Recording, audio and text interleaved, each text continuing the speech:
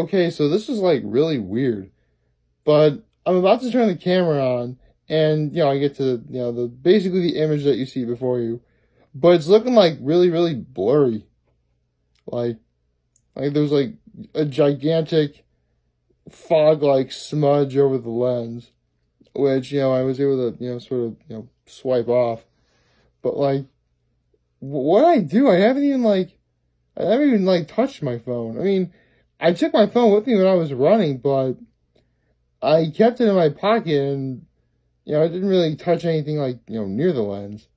That was weird. I mean, that's literally the first time it's ever happened doing these videos, which again kind of shocks me. But there have been more shocking, like something to tell, like something that I have to tell you in today's video. Happy Tuesday, everybody. So, yes, let's move on to the NFL Top 100. Really digging 30 through 21. Eddie Jackson, safety from the Bears, who is the next person from the Chicago Bears on. Yes, it was Akeem Hicks. Yes, I'm really feeling for Chicago. I'm really hoping like Chicago does well this year. Although, in fact, I'll be perfectly honest. I'm so convinced Chicago is going to do well that I have my Cowboys going 12-4, and one of the losses will be to the Bears. I'm actually going to give the Bears a win here.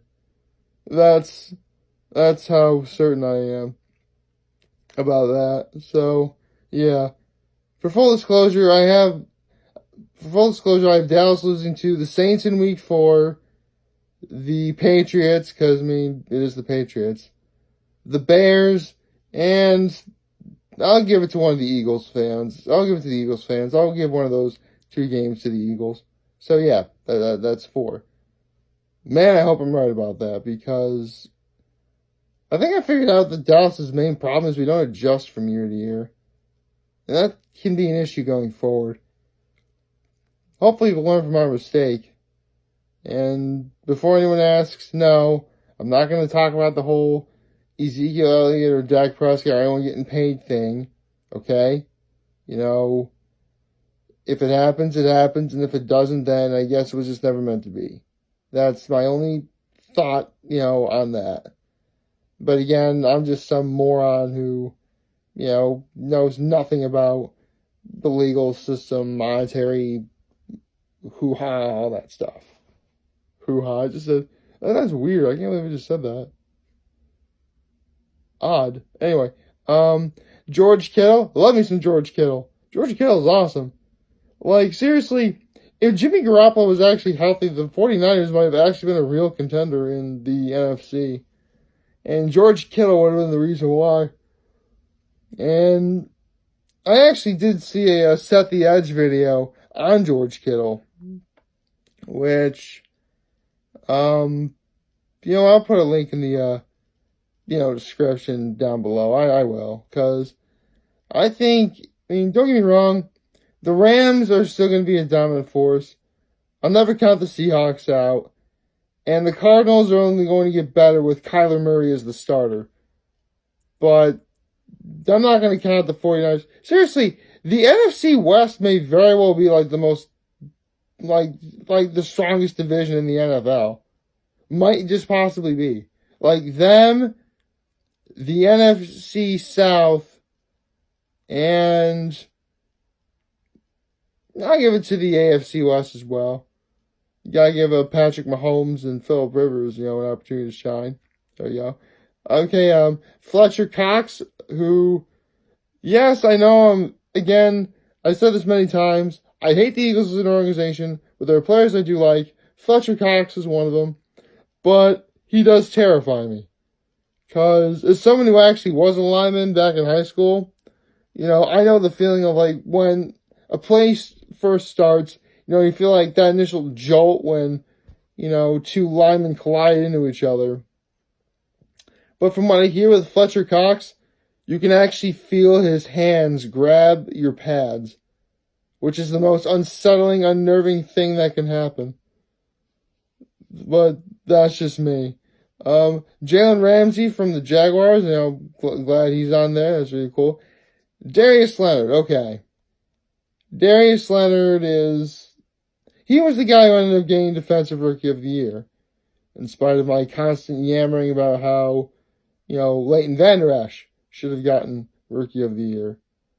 Which, again, still a little salty about that. But after watching, Darius Leonard's highlight video in the NFL Top 100, I'm thinking, okay, maybe he actually did deserve it.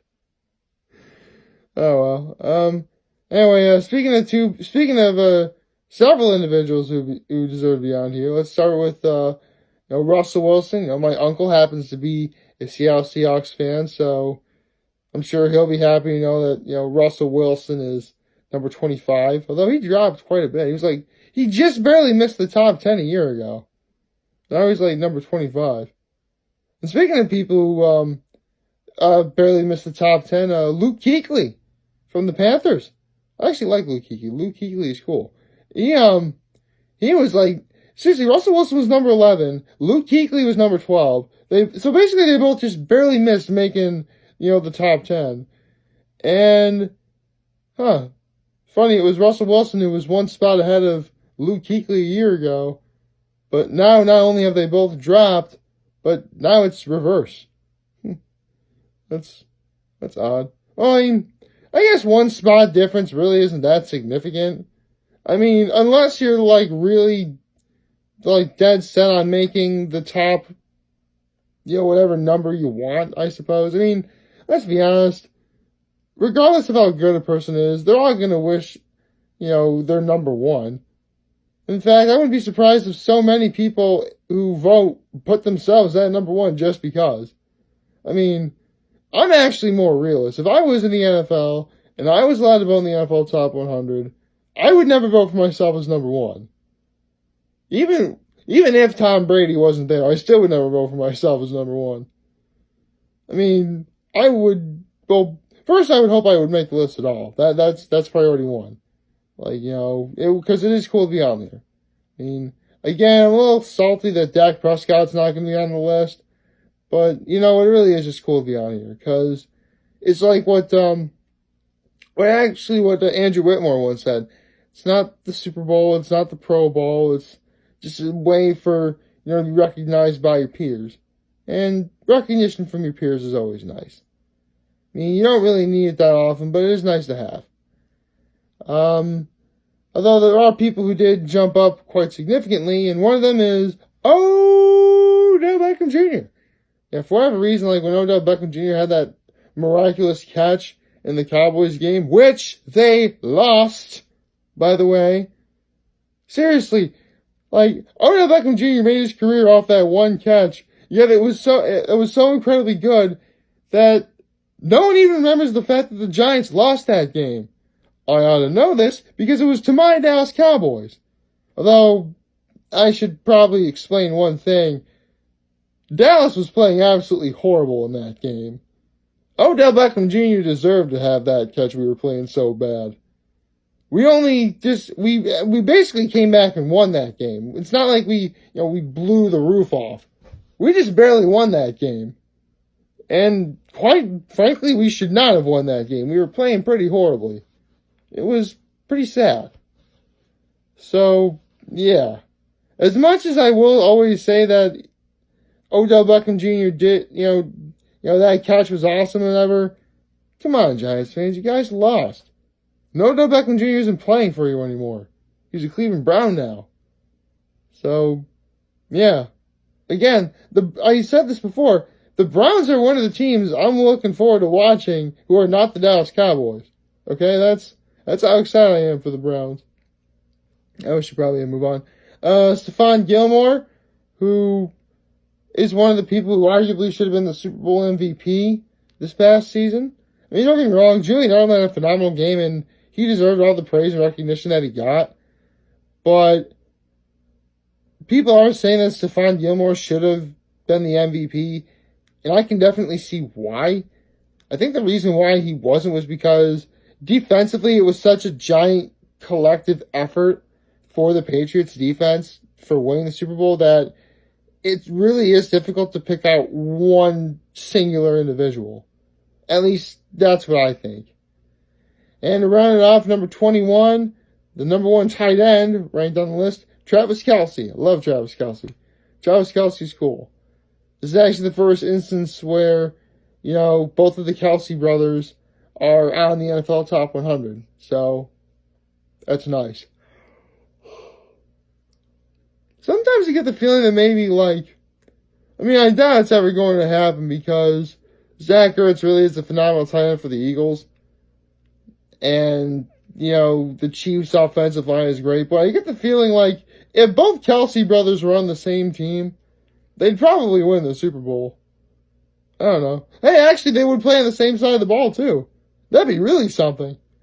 It wouldn't be the first instance where two siblings played on the same team on the same side of the ball, but it'd be cool to watch. I definitely would watch that. The question is, what team would they play on? I don't know. Andy Reid is the coach of the Chiefs, but he did usually coach for the Eagles. There would definitely be there'd be something to think about right there.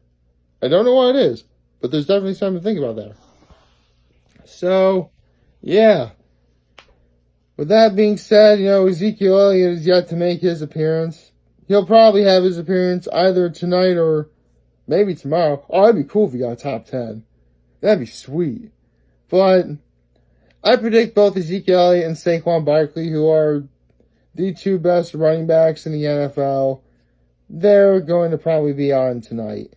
Or, actually, I think they allude to the fact that Saquon Barkley is going to be on tonight. The question is where.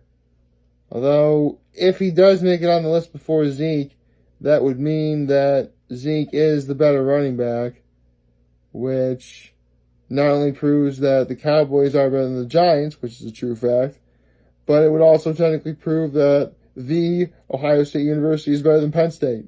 Actually, I shouldn't make fun of it. I like Penn State and Ohio State. I like both places. I have family who lives in Ohio, near Ohio State, so that's really cool. And as for Penn State, I have several family members who are Penn State alums. In fact, I've said this before, I've actually been to a Penn State themed wedding. Yeah. That actually is a thing, a Penn State themed wedding. And, it was awesome. In fact, almost a year later, when the bride and groom and the bride's family came up to Keuka Lake, this is way back in 2014, way before I even thought about making videos. I actually once made the joke that at Penn State they should take the American flag, only replace the stars with the Penn State logo. That'd be funny. It probably would be accurate. And now people who are Penn State alums are probably thinking, why don't we do that? Seriously, why don't you guys do that? You're not really defacing the flag anyway, as long as it's red, white, and blue, right? And, the Penn State logo is already, colored white.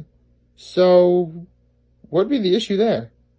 I don't know. Anyway, the cool thing I want to say is, if this upcoming episode of Hot Ones is the season finale, they're ending the season with Idris Elba, who is the man.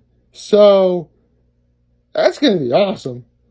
I love Idris Elba. He was, great, and he's great in pretty much everything he does. Is it sad that the one role I really know Idris Elba for best is his role he had in Zootopia? Actually, that should be something I should put in one of the taglines for this. I'll have to remember to do that after I finish recording. Like, favorite, share, hit that subscribe button, follow me on social media platforms, remember to turn on the notifications on YouTube. I am humbled I made this video for all of you guys to watch and enjoy today. I hope you have a wonderful, wonderful Tuesday. And remember, if any of you guys ever want to talk or chat, I'm always going to be here to lend an ear. I'll always have your back. Take care, and remember to make good choices. See ya.